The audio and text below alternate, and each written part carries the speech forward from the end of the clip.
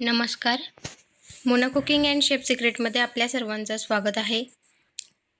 आपण वर्षानुवर्ष लोणचं टाकत येत आहोत आणि एखाद्या वेळेस एखाद्या वर्षी असं होतं की आपण कितीही चांगलं लोणचं टाकलं तरी ते खराब होतं किंवा कधीकधी तेल कमी होऊन जातं, त्याच्यामुळे त्याला कोरडेपणा येतो. बघू शकता माझ्या लोणच्यालाही असाच प्रॉब्लेम आला आहे. माझं लोणचं खराब नाही झालं आहे, अतिशय खूप छान आहे, खूप चविष्ट बनवलेलं आहे मी.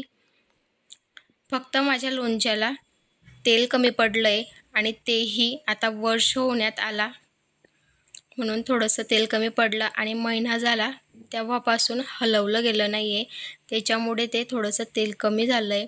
चला तर मग खराब लोणचं, बुरशी आलेलं लोणचं किंवा तेल कमी झालेलं लोणचं यावर उपाय काय आहे आपण आज हा शोधून काढलेला आहे. चला तर मग सुरुवात करूया. माझ्या लोणच्याला फक्त तेल कमी पडलं आहे म्हणून मी तेल गरम करून टाकते आहे आणि बुरशी आलेल्या लोणच्याला आपण काय करू शकतो हेही पुढे बघणार आहोत. त्यासाठी व्हिडिओ शेवटपर्यंत बघा. व्हिडिओ स्किप करायचा नाही आहे, नाहीतर जर आपल्यामध्ये ज्या टिप्स दिलेल्या जातील त्या जर का तुम्ही स्किप केल्या तर आपलं लोणचं अजून जास्त खराब होऊ शकतं. त्याच्यामुळे आपण व्हिडिओ स्किप करायचा नाही आहे, शेवटपर्यंत बघायचं आहे. तुमच्याकडे लाटणं असेल तर लाटण्यानेच हलवायचं आहे लोणचं किंवा लाकडी चमचा वगैरे काहीतरी असेल तर त्याच्याने तुम्ही हलवू शकता.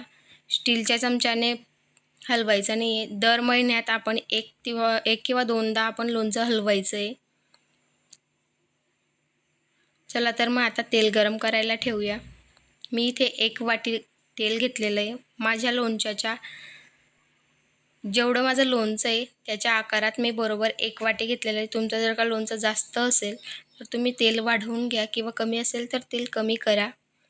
फक्त आपल्याला तेल गरम करून त्याला कोमट होऊ द्यायचं आहे. छान त्याच्यातल्या वाफा येतात तोपर्यंत आपल्याला तेल गरम करायचं आहे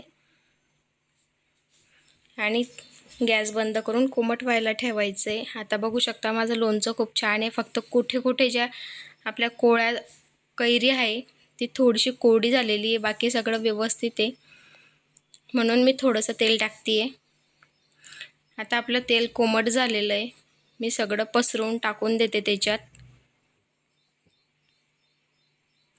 तेल टाकल्यावर आपल्याला मस्त हलवून घ्यायचं आहे.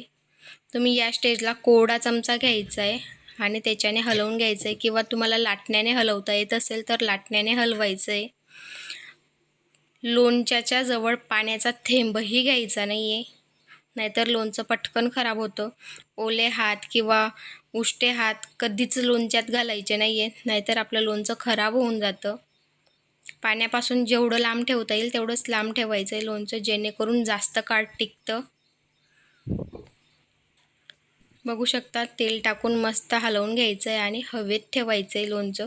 लोणच्याला उन्हामध्ये किंवा पाण्याजवळ ठेवायचं नाही आहे, त्याला आपल्याला फॅन लावून हव्यातच ठेवायचं आहे. आज आपण एक सोल्युशन आणलेलं आहे. ज्यांच्या लोणच्याला बुरशी लागली आहे त्यांच्या लोणच्यासाठी सोडियम बेन्झोएट हे एक पावडर आहे. ते तुम्ही ज्या लोणच्याला बुरशी आली त्याच्यासाठी वापरू शकता. ज्या स्टेजला आपण तेल गरम केलं, तेल गरम करताना त्याच्यात चुटकीभर हे पावडर टाकायचं आहे आणि 1 छोटा चमचा आपलं खायचं नमक टाकायचं आहे.